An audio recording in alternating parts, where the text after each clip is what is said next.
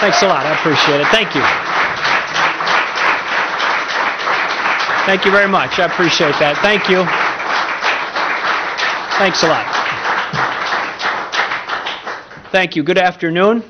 Thanks for coming to the announcement that in light of the Brett Favre situation and its unsettling impact on the good people of Minnesota, I'm signing an executive order today ordering that St. Paul native Joe Mauer will not only be catching for the Twins, but he's also going to be playing quarterback for the Minnesota Vikings.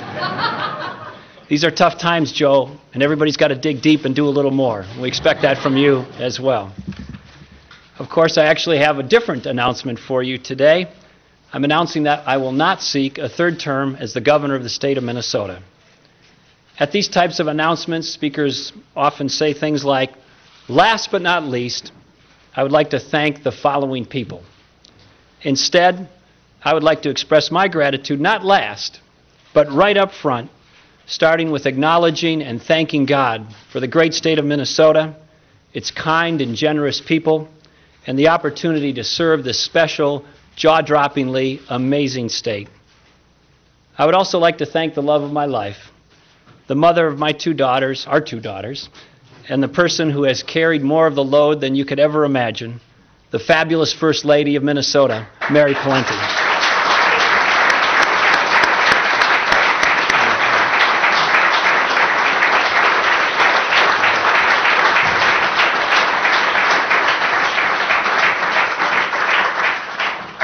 My daughters, Anna and Mara, have grown up with all the challenges that come with your dad being the governor.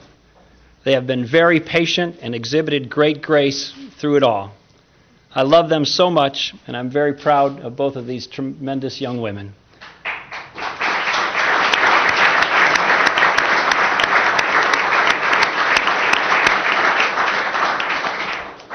My other family members, incredibly loyal and fantastic staff and cabinet members, steadfast supporters, Lieutenant Governor Molnow, friends, and so many others who have carried so much of the load deserve and have my utmost respect and appreciation. I also want to thank legislators and public servants all across Minnesota. While sometimes we may have had our difference and appreciation for good people who are willing to enter the difficult arena of public service, I'm thankful for all of them. But the real secret to Minnesota's success is its people, and I'm very grateful for the people of Minnesota. As governor, I have been constantly inspired by their courage and ingenuity. It has been and will continue to be a great joy and opportunity to make the most of their amazing spirit even during these tough times. I've seen so many examples of the goodness of Minnesotans all over this great state. But one of my most memorable is witnessing packed high school gymnasiums in greater Minnesota every time our soldiers head out or come home. Young and old, rich and poor, family member or not, the people of the town show up, and they stand up for things that matter. They value service and courage and honor and country. Serving this incredible state has been the great honor of my life. I'm profoundly grateful for the opportunity to serve the wonderful people of the state of Minnesota. And my administration has made a major positive difference for Minnesota. We developed and deployed the best support programs for members of the military, their families, and veterans in the country. We led the nation in developing a cleaner, more secure, and more Americanized energy future. And we led the nation in education reform and results, and designing nation-leading efforts to improve student learning. We've also improved and contained health care costs and much more. And importantly, we kept Minnesota competitive by imposing some much-needed discipline on government by keeping a lid on taxes and spending. We even succeeded in achieving the long-standing goal of getting Minnesota out of the top 10 in taxes. I still have a lot of ideas and energies left, but being governor should not be a permanent position for anyone. When it comes to how long someone should stay in an elected position, a little less is better than too much.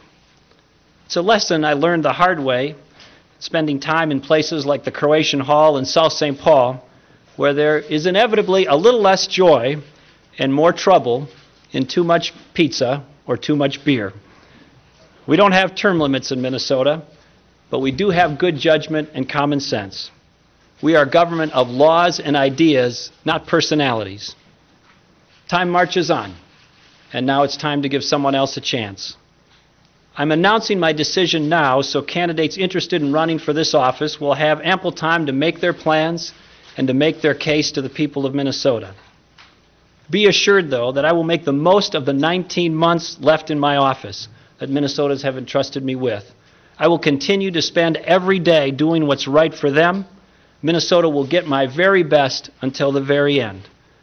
There is much important and difficult work remaining, and I will tackle it aggressively and finish strong. The scriptures say, there is a time for every purpose. For me, the purpose of the next 19 months will be to do the very best I can for Minnesota. Thank you. God bless you all, and I'll be happy to take your questions.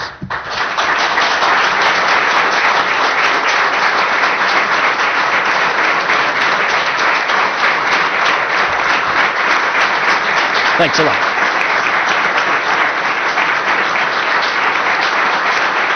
Thank you. That's great. Thank you very much.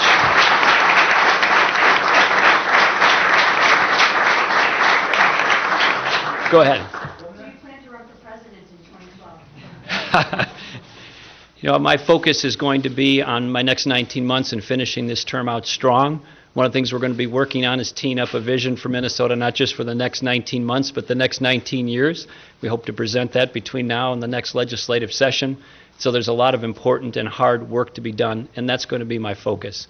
And beyond that, I don't know what my plans are. I don't have any plans beyond that. I don't know what the future holds for me. So you're not ruling out a run in the future?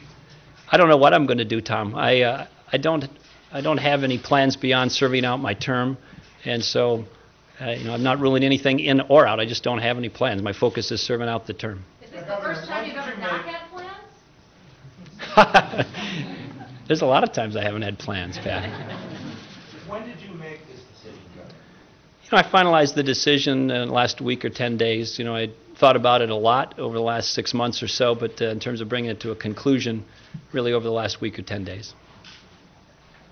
And I wanted to move it up so that once the decision was made, and I'm comfortable with that in my mind, I wanted to give the folks who are running ample time to make their plans and get going. As you know, running a statewide race takes time. You got to raise money and organize and do all that stuff, and it's not easy to do. And Governor, more time is better than less. Excuse me, Governor, what would you consider your biggest accomplishment to be during your 2 terms? Well, I think we've done a lot for the people of Minnesota, and so I don't know if I'd want to single out one thing, but if I had to just name a few, I think the fact that we've brought more competitiveness to Minnesota by keeping a lid on taxes and spending is really important. This is a state that leans pretty heavily the other way in that regard, and bringing a check and balance on that by trying to keep Minnesota competitive, by keeping a lid on taxes and spending has been a huge success. And it's not easy to do. I mean, this is a state that, again, its history and trajectory is pretty hard the other way. And so I think it's very important to Minnesota's competitiveness. I think our nation-leading efforts supporting members of the military and veterans and their family stand out as one of our key accomplishments. Our education reforms, an area like QComp, you're seeing now the whole country moving towards trying to align funding for schools with things that are more closely correlated to student learning, hopefully also including student learning directly. Even President Obama and some of the folks on the other side of the aisle are leaning in that direction. So I think you're going to see over the next 10 and 15 years great momentum and progress being made nationally on that issue, but Minnesota is looked at as a forerunner, and QComp is an early form of that, and I'm proud of that, and improving our education standards. We unquestionably are one of the, if not the, nation-leading state in securing a clean energy future. All the legislation that we passed as it relates to renewable energy, biofuels, wind energy, getting 25% of our energy by the year 2025 from renewable sources. It's all nation-leading stuff. We're viewed as having some of the most aggressive policy initiatives in that regard. Our healthcare system in Minnesota is in need of great reform, as it is across the country, but we've made great strides in trying to move towards paying for better health rather than just paying for volumes of procedures, and those are nation-leading efforts that are going to save us money and improve the system, and much more. But those are a few of the highlights, Tom. Do you think you could have won a third term, and can Minnesotans expect your very best if you do a lot of traveling over the rest of your term? Rachel, I absolutely could have won and think would have won a third term. The most recent polling on that is from the Rasmussen organization. Showed that I had a 53% approval rating, and if you look at that in relative terms compared to the rest of the governors in the country, that's relatively high, and it's particularly high for governors who are in a state that's opposite of their party. In other words, people who are of one party but the state leans the other way. And of course, Survey USA, I think a week or so ago, had polling results out showing that I was leading all of the DFL announced candidates or likely candidates, and most of them by a wide margin. Governor, a follow-up to that one. Political travel, do you think Minnesotans will have gotten their very best in the next 90 months? Yeah, I don't lack for energy or putting effort into being governor, Rachel, so I don't think there's going to be any concerns about me not doing my job. I've always done it. I've always done it with energy and passion and commitment and diligence, and I will continue that. Governor, a follow-up on that one. The Republican, if you're leaving, a Republican governor leaving office in a couple of years, the number of Republican governors is dwindling, and polls are showing that the Republican Party is strong only in the Southeast. Is the Midwest Republican a dying species? Well, it depends on whether you include North Dakota and South Dakota in the West or the Midwest. But some people define it as Minnesota East. Other people define it including the Dakotas. But the Republican Party nationally and in Minnesota is going to need to do better. We're the party of the marketplace. The marketplace has been signaling movement to our competitors, and so we need to do better. But I wouldn't say it's dying or dead or anything like that.